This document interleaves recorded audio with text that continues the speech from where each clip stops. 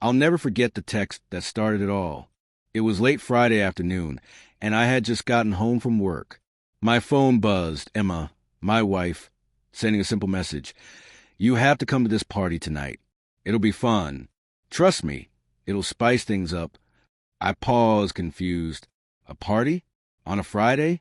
I had been swamped at work, exhausted, and honestly, not in the mood for anything remotely social.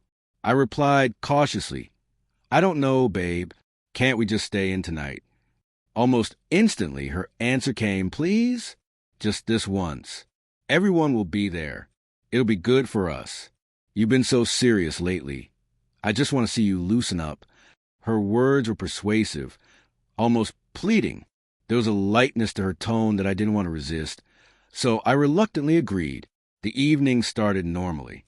We arrived at a spacious apartment lit with warm yellow lights, the faint smell of wine and perfume in the air. Emma smiled, kissed me lightly on the cheek, and disappeared into the crowd, leaving me feeling slightly uneasy. I shrugged it off. Maybe I was just tired, overthinking. But then the little things began. She kept glancing at her phone, texting quickly and laughing softly in a way that didn't reach her eyes when she looked at me. She excused herself often, saying she needed to check on friends or grab another drink. And the way some people greeted her, especially a guy I didn't know, felt different. I tried to ignore it, telling myself I was imagining things. I remembered how I'd felt like this before, that same familiar tightness in my chest when suspicion crept in. But this time, it wouldn't let go. After about an hour, I stepped outside to get some air. My heart thumped heavily, not from the cold, but from an uneasy anticipation. I hadn't seen her in 5 minutes, and when I looked back inside, she was talking to the stranger again, close, leaning in, whispering. Their laughter sounded intimate, and the casual brush of her hand on his arm sent a chill down my spine. I shook my head. No, stop overthinking. She's my wife. She couldn't. But deep down, I couldn't shake it. Something was off. Later that night, when we were finally driving home, I tried to bring it up gently. Hey, who was that guy you kept talking to? Emma laughed it off. Oh, just some guy from work. You worry too much. I told you it's just a party. I nodded, but the words didn't land. There was a tension in the air I couldn't ignore. Something about her laugh, too forced, too sharp, made me doubt her sincerity. The next few days, things worsened. I noticed her phone was always on silent. She stepped out to run errands more than usual, and there were occasional glances that made me feel like an intruder in my own home. My mind replayed that night at the party over and over, each memory sharper, each laugh more suspect. Then came the accidental discovery. Emma left her phone on the kitchen counter while taking a shower. I told myself I wouldn't look.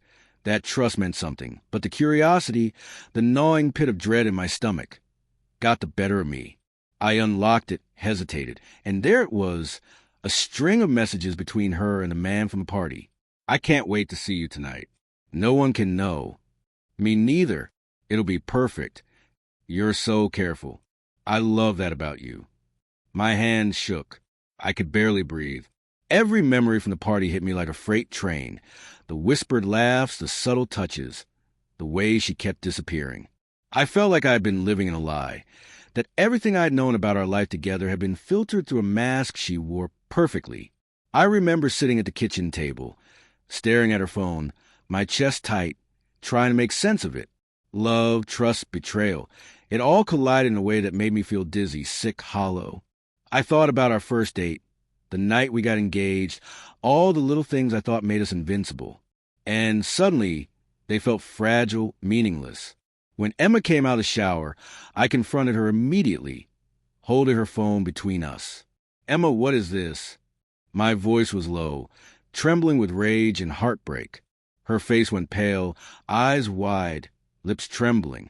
I didn't want you to find out this way, she whispered. Find out what? That you were lying to me? That all your smiles, your spice things up nonsense, it was for him. She nodded, tears streaming. I didn't mean for it to happen like this. I don't know why. It started at the party. I don't know. It wasn't supposed to hurt you. Her words, though filled with remorse, did nothing to erase the betrayal. I felt my love for her collide with the raw pain of being deceived. I wanted to scream, to hit something, to rip the world apart. But instead, I just sat there, shaking, listening to her apologies. The following days were a blur.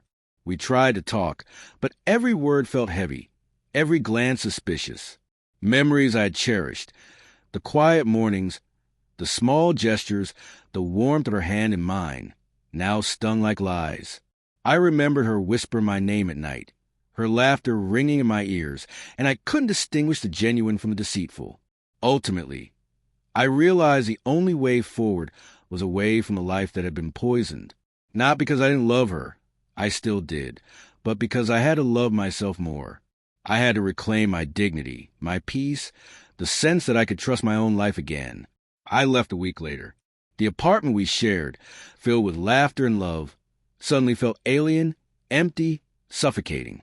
I didn't yell. I didn't slam doors. I packed my things quietly, leaving a note on the kitchen counter. I loved you. I still do, but love without trust is just pain. I hope one day you understand that. Driving away, I felt a strange mixture of grief and relief. Grief for the life I had lost, for the love I believed in, and relief that I had taken the first step toward reclaiming myself. For the first time in weeks, I breathed freely. I know I'll carry the scars of this betrayal for the rest of my life. I'll remember the party, the whispered messages, the quiet duplicity. But I also know something important. My worth isn't defined by the choices of someone else, and trust, once broken, cannot be rebuilt without both honesty and respect. That night, and the weeks that followed, taught me the hardest lesson of all. Love isn't enough. Love alone can't erase deception, can't mend lies, can't restore innocence. It's a painful, bitter truth, but it's also liberating. Because once you walk away from someone who betrays you, you reclaim the one thing they can't take from you, yourself. And in that reclamation, there is hope.